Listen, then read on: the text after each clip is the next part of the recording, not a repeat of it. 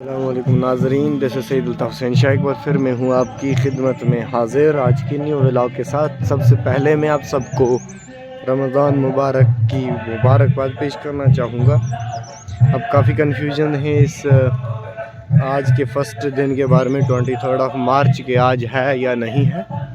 अब मैं बताना चाहूँगा कि जिन लोगों ने रखा है उनके लिए खुशकिस्मती है कि अगर ना भी हुआ एक दिन पहले रखा है तो उसका सवाब मिलेगा। और मज़ीद खुशकिस्मती ये है कि नवाफिल जो तरावी अदा की उसका सवाब एक्स्ट्रा मिला। और जिन्होंने नहीं रखा, खुदा न खास्ता अगर आज का रोज़ा मान लो छूट गया हो, किसी कन्फ्यूजन की वजह से चाँद नज़र नहीं आया, में भी हमारी कमी हो सकती है कि चाँद नज़र ना आया हो हमें, तो क्योंकि बिफ़ोर इंडिपेंडेंस जब हिंदुस्तान ब्रॉड हुआ करता था, यानी पार वाला हिस्सा भी हमारा था, तब तो फ़ैसला उसी हिसाब से होता था कि अगर वहाँ ईद होती तो यहाँ भी ईद होती थी, वहाँ रोज़ा था वो यहाँ भी रोज़ा। क्योंकि अभी मैं सर्च कर रहा था गूगल पे, उड़ी से मैंने किया सर्च कि लाहौर कितना दूर है, तो 74 किलोमीटर है। और उड़ी से अगर हम दिल्ली की बात करें नियरली 658 किलोमीटर्स, इससे ज़्यादा आ सकता है। तो 74 या 80 रख लेते हैं। 80 किलोमीटर वाले का फ़ैसला मानना चाहिए या 650 किलोमीटर दूर वाले का फ़ैसला मानना चाहिए। तो इस लिए इस कन्फ्यूजन को अपने दिमाग से निकालिए, क्योंकि ये नेकी का काम है। अगर किसी ने रखा भी है तो गलत नहीं किया, और जिसने नहीं रखा है हो सकता है उसका एक रोज़ा रह गया हो और आखिर में वो 28 रोज़ों पे ही ईद हो, क्योंकि हो सकता है 29 दिन का ही महीना हो और ये वाला दिन ऐड हो मे बी एंड पे, क्योंकि जब चाँद नज़र आएगा तो तब तो सब इक्वल रिज़ल्ट आएगी।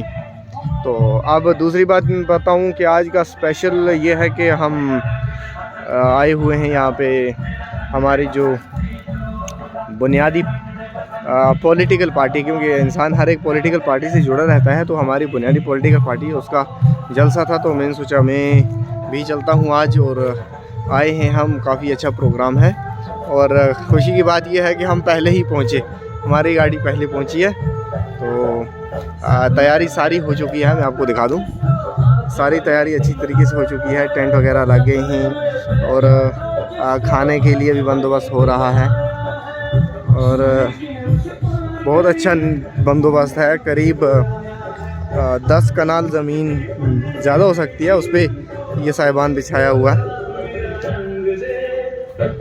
तो ये जो पीछे बैकग्राउंड म्यूज़िक चल रहा है, इस पर कॉपीराइट ना बच जाए। ये देखिए आप, बहुत अच्छी तैयारी है, ज़बरदस्त तैयारी है। ज़्यादातर लोग कश्मीर से आए हैं और मिक्सअप चल रहा है। से पीछे तक काफ़ी निज़ाम है, पुलिस फोर्स आई है, आर्मी आई है और तैयारी ज़ोर शोर से है। गाड़ियाँ आ रही हैं और कुर्सियाँ आ रही हैं, क्योंकि हो सकता है कि लोगों को कम न पड़ जाएं कुर्सियाँ, इसलिए पहले ही परहेज़ रखी गई है ताकि बाद में परेशानी न पड़े। This is the view of stage. हमारे स्पीकर्स को कंट्रोल करने वाले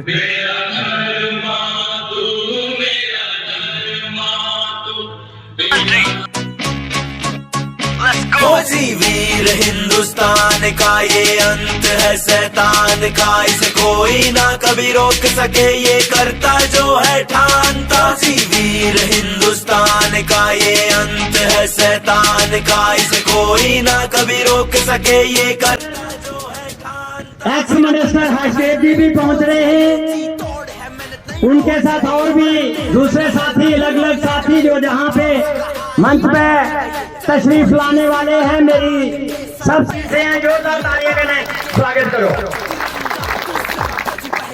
चला रफीक शाह XMLC है, मंच पे आ रहे हैं। सारे जोरदार तालियों के साथ रफीक साहब का भी इस मौके पर स्वागत करें। गगन प्रताप सिंह जी, उन्हें भी निवेदन है कि वो भी मंच पे आए और सभी गगन प्रताप सिंह जी का भी जोरदार तालियों के साथ मैं सारे वक्ता करने एक बार आप जोड़िए द्वारा प्रार्थना करना। ये आज फर्स्ट खंड भी है और पैंथर्स पार्टी का मैं समझना कि जो सम्मेलन होता है वो एक जोश होता है, तालियां दी ते नारे दी कोई कंजूसी नहीं होनी चाहिए। फारूक अब्दुल्ला, डॉक्टर फारूक अब्दुल्ला, डॉक्टर फारूक साहब हमारे बीच में तशरीफ लाए हैं। एक बार पूरा पंडाल तालियों के साथ गूंजना चाहिए।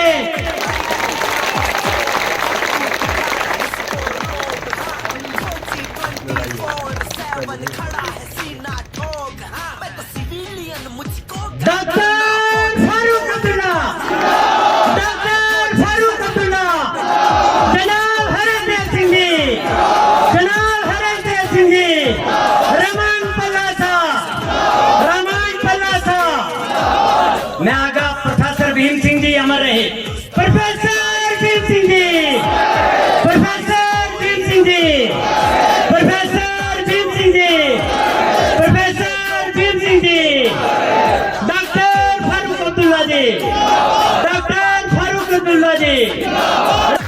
पहाड़ी समुदाय से ताल्लुक रखते हैं, गुज्जर पहाड़ी इतिहासिक क्या गल है, तो पहाड़ी समुदाय से ताल्लुक रखते हैं। सारे जोरदार तालियों के साथ स्वागत कीजिए रफीक शाह साहब का। सैयद रफीक शाह साहब जिंदाबाद। कबूल साहब आपका सुन ली।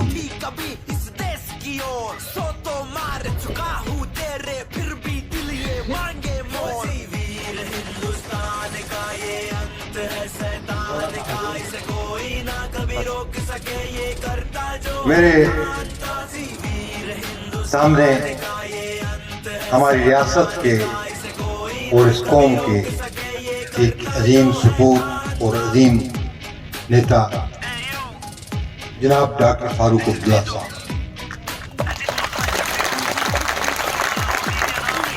और शेर डुगर, क्योंकि आप ये खिताब ट्रांसफर कर रहे हैं, ये खिताब प्रोफेसर भीम सिंह जी को था, वो अब हमारे बीच में नहीं रहे, और अब ये मैं डॉक्टर साहब के इजाज़त से ये खिताब ट्रांसफर करूंगा शेर डुगर जनाब हर्षदेव जी।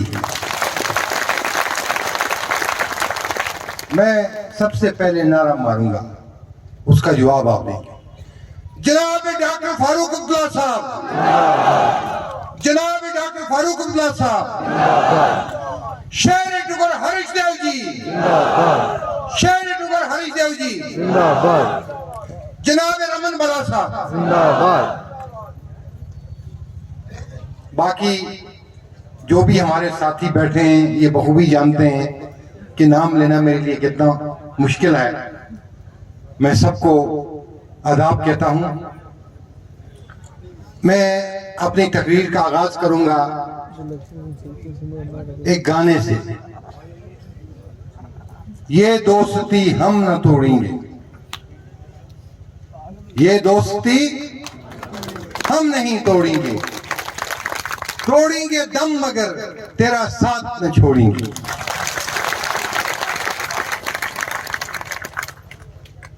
ये दोस्ती डॉक्टर साहब ने निभाई पैंथर्स पार्टी के साथ, और ये दोस्ती पैंथर्स पार्टी ने निभाई है डॉक्टर साहब के साथ। चाहे वो दौर था जब डॉक्टर साहब की सरकार को टॉपल किया गया, चाहे वो दौर था जब उमर साहब की सरकार को टॉपल करने के लिए साजिशें की जा रही थी, तो प्रोफेसर भीम सिंह जी ने और मैंने लाल चौक में जाकर गिरफ्तारी दी थी। Panthers party, national conference, doctor Farooq Abdullah और प्रोफेसर भीम सिंह, ये दोस्ती हमें दोनों को मिरास में मिली है। और आज मैं मुबारकबाद देता हूं डॉक्टर फारूक साहब को। जब मैंने नेशनल कॉन्फ्रेंस की वर्किंग कमेटी में प्रोफेसर साहब की वफात पर मातमी करारदाद पेश की, तो डॉक्टर साहब खड़ा हो गए, क्योंकि मैंने कह दिया था प्रोफेसर भीम सिंह हम में नहीं रहे, लिहाजा मैं मातमी करारदाद पेश करता हूं। तो डॉक्टर साहब खड़ा हो गए, कहा आपने प्रोफेसर भीम सिंह क्यों कहा? डॉक्टर साहब को याद होगा, एक मायानाज लीडर कहो साथ में, एक मायानाज लीडर और हिंदुस्तान के सपूत। डॉक्टर साहब को याद दिलाना चाहता हूं और मैं आज मुबारक दे रहा हूं कि ये दोस्ती अब ट्रांसफर हो गई हरीशदेव जी में और डॉक्टर साहब में। मैं चाहूंगा हरीशदेव जी और डॉक्टर साहब हाथ बुलंद करें मिलाकर लोगों के सामने। ये दोस्ती हम न तोड़ेंगे, तोड़ेंगे दम मगर तेरा साथ न छोड़ेंगे। ये दोस्ती इस रियासत की तकदीर बदलेगी, ये दोस्ती गरीबों की तकदीर बदलेगी। आज पैंथर्स पार्टी का 40वां फाउंडेशन डे है। मैं थोड़ा सा टाइम ले लूंगा सुखदेव जी, थोड़ा सा टाइम, माफी चाहता हूं, क्योंकि आज हमारे बीच में प्रोफेसर भीम सिंह जी नहीं थे, वो नहीं रहे। मुझे लगा था शायद हम यतीम हो गए हैं, लेकिन ये जो लोगों का समुंदर है, ये जो जनसभा है, ये जो पैंथर्स पार्टी की दोस्ती है, हमें यकीन हो गया कि हम यतीम नहीं हुए हैं, हम जिंदा हैं। मेरे दोस्तों, मेरे साथियों, आज जो बात मैं कहने जा रहा हूं, गीता में कहते हैं धर्म और अधर्म की लड़ाई। गीता के 18 चैप्टर हैं। वो 18 चैप्टर कृष्ण जी ने जो 18 लेक्चर दिए हैं, और कृष्ण जी के लिए सबसे मुश्किल काम था अर्जुन को तैयार करना जंग के लिए, क्योंकि उस साइड सक्के समधी थे और द्रोणाचार्य थे जो अर्जुन के उस्ताद थे, और भीष्म पितामह थे जो करता थे। तो अर्जुन ने जब कृष्ण जी से कहा मैं नहीं लड़ूंगा क्योंकि मुझे अपने सगे संबंधी मारने हैं, तो मैं डरता हूं जब ये सुखदेव जी आ जाते हैं तो थोड़ा घबराहट हो जाती है। तो कृष्ण जी ने कहा, अर्जुन आपने लड़ना है, आपने अपने सगे संबंधियों को गिराना है, उनके खिलाफ तीर चलाने हैं। क्यों? यह धर्म और अधर्म की लड़ाई है। धर्म का मतलब यह नहीं कि हिंदू या मुसलमान, सिख या ईसाई। धर्म, धर्मा, rule of law, rule of law की लड़ाई है। अगर आप लोगों ने पढ़ी होगी गीता, सबने पढ़ी होगी, अपने अपने ढंग से पढ़ी है, लेकिन जैसे मैंने पढ़ी है तो मेरे सामने उसकी रिलेवेंस ये है कि शुरू से आखिर तक वो रूल ऑफ लॉ पर ही जोर देती है, धर्म और अधर्म। और यही कुरान पाक में भी है, हक इंसाफ। तो लिहाजा ये रियासत, ये सरजमीन आपकी है, ये हमारे बुजुर्गों ने खरीदी है 75 लाख रुपया देकर। आज इस हमारी सरजमीन से हमें बेदखल किया जा रहा है। मेरे डोगरों, होशियार हो जाओ, बेदार हो जाओ। आज गांधीनगर में अगर कोई डोगरा राजपूत रेडी लगाता है तो शाम को पुलिस आकर ले जाती है उसको, या म्युनिसिपैलिटी वाले उसकी रेडी तोड़ देते हैं। कहीं हमारी शनाख्त खत्म ना हो जाए, कहीं हमारी पहचान खत्म ना हो जाए, कहीं हम डोगरे डोगरे ना रहें, कश्मीरी कश्मीरी ना रहें, गुजर गुजर ना रहे, पहाड़ी पहाड़ी ना रहे। लिहाजा मैं नारा दूंगा, उस नारे के साथ ही मैं आपसे विदाई लूंगा, क्योंकि वक्त बहुत कम है, मैंने ज्यादा वक्त ले लिया। मैं नारा वो मारूंगा जो सबका नारा है, जो पैंथर पार्टी का नारा है, जो आपका नारा है। मेरा हक इंसाफ जिंदाबाद जिंदाबाद हक इंसाफ जिंदाबाद हक इंसाफ जिंदाबाद हक इंसाफ जिंदाबाद हरिदेव जी जिंदाबाद हरिदेव जी जिंदाबाद फारूक साहब जिंदाबाद प्रोफेसर भीम सिंह जी जिंदाबाद प्रोफेसर भीम सिंह जी ठाकुर दास जी आप और हम जिंदाबाद शुक्रिया हैं? नहीं सर अभी नहीं। आपने अब रफीक साहब की बात सुनी। मैं तमाम साथियों से माफी चाहता हूं, खासकर पार्टी के जितने भी नेतागण और कुछ हमारे बाहर से और भी मेहमान आए थे। वक्ता बहुत बोले। जब हमारे स्पीकर को हटाने जा रहे थे तो भीम सिंह जी मेरी गाड़ी में बैठे हुए थे श्रीनगर में। हम इनको छुपा के ले गए थे कि क्योंकि इनको ये अंदर जाने नहीं देना चाहते थे। और जब गेट के पास पहुंचे, दरवाजा खोला, एक तरफ से हमारे पुलिस वाले भीम सिंह की टांगों को पकड़े हुए हैं, दूसरी तरफ से हम उनके हाथ बाजुओं को पकड़े हुए हैं कि आप इनको ले नहीं सकते। ये ताकत थी उस आदमी में, ये शक्ति थी। वो सच्चाई से दूर नहीं भागा। उसमें सबसे बड़ी चीज जो भगवान ने दी थी, वो इंसान को इंसान की तरफ देखते थे, उसके मजहब से उसको बांटते नहीं थे। कभी उसने नहीं सोचा कि ये मुसलमान है, ये हिंदू है, ये गुज्जर है, ये बकरवाल है, ये पहाड़ी है, या क्या है। वो ये सोचता था कि इसका दर्द क्या है, इसकी दर्द की दवा कैसे करूं। ये था वो आदमी। वो खड़ा हो गया, आपको याद नहीं होगा क्योंकि कई जवान है। पैलेस्टाइन का मामला था, यासर अराफात के जबरदस्त दोस्त थे और फलस्तीन पहुंचे लड़ते लिए उनके लिए। भारत में सबसे ज्यादा तारीख अगर किसी ने उठाई कांग्रेस के बाद, वो प्रोफेसर भीम सिंह थे। आवाज उठाते थे कि जुल्म जो कर रहे हो ये गलत, यहूदियों संभल जाओ, मुसीबत आई।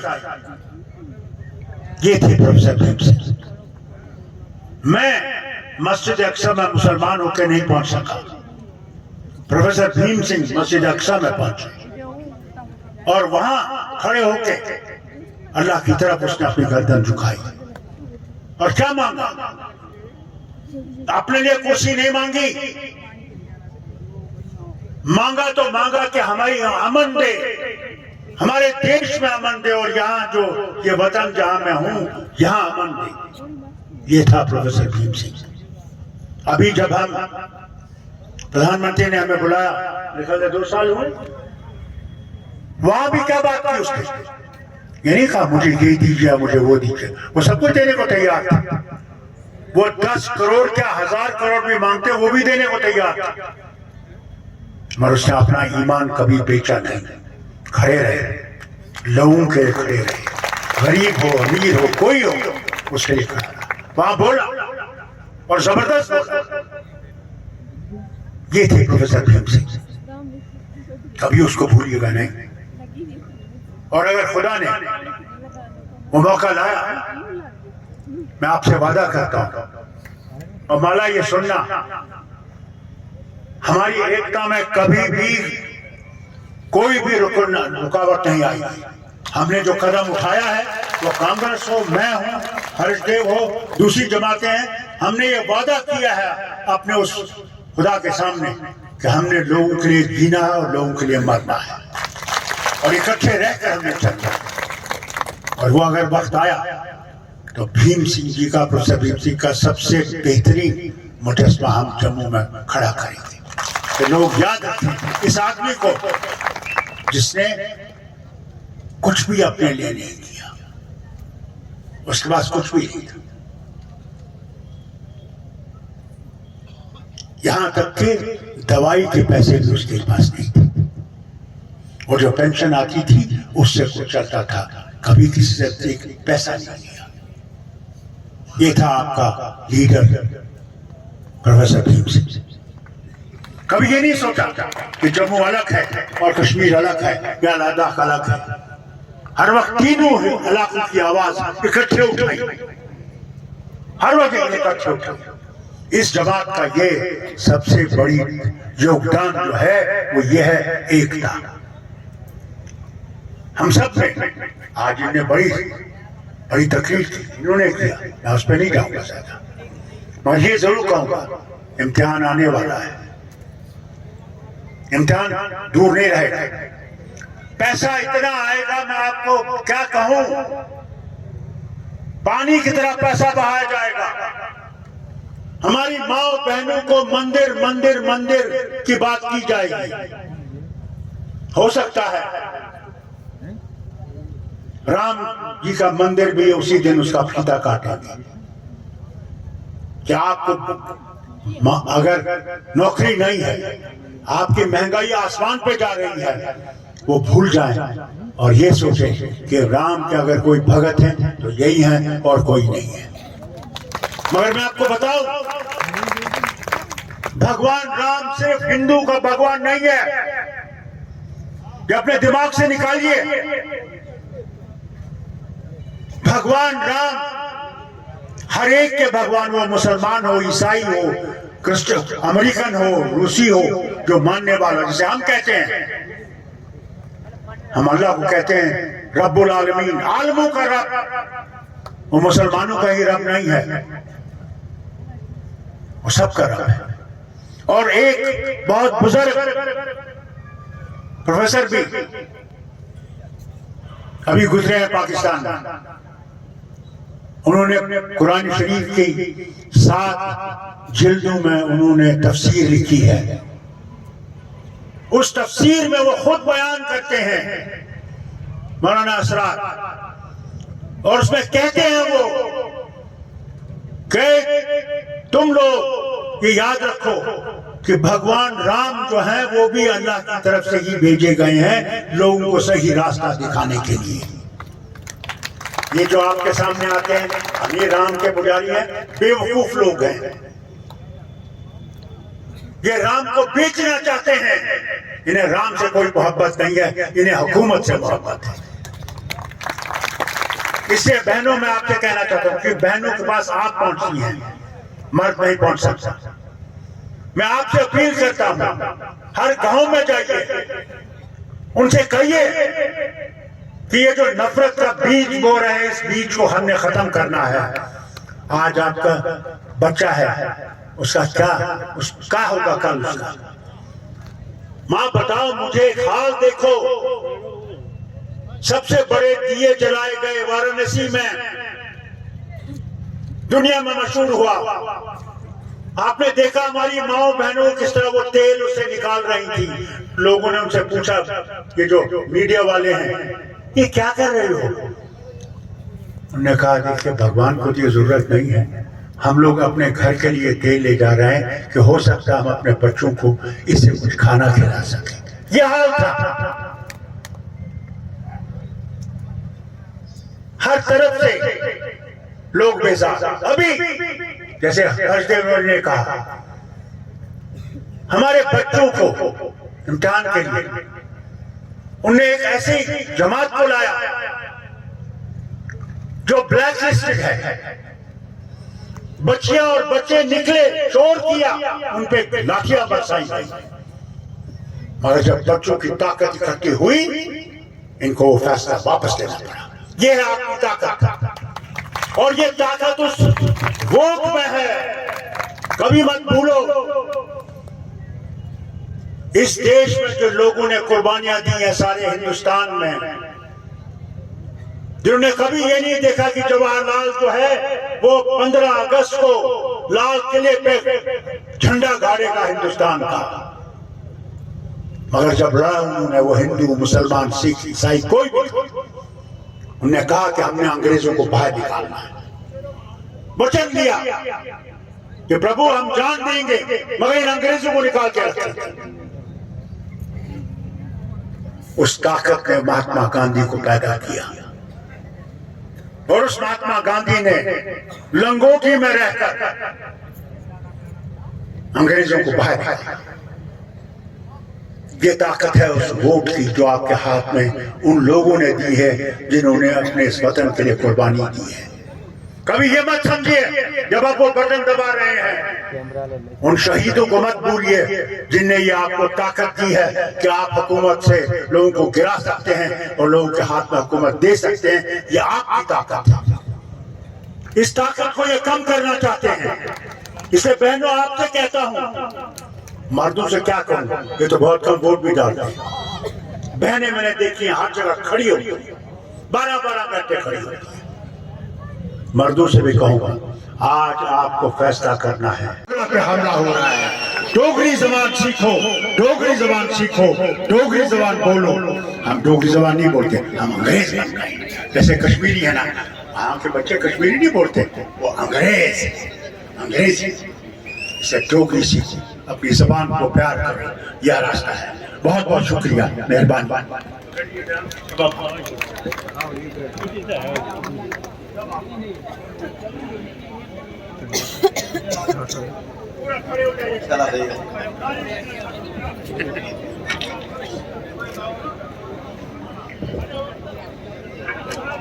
शाबाश, फेंक।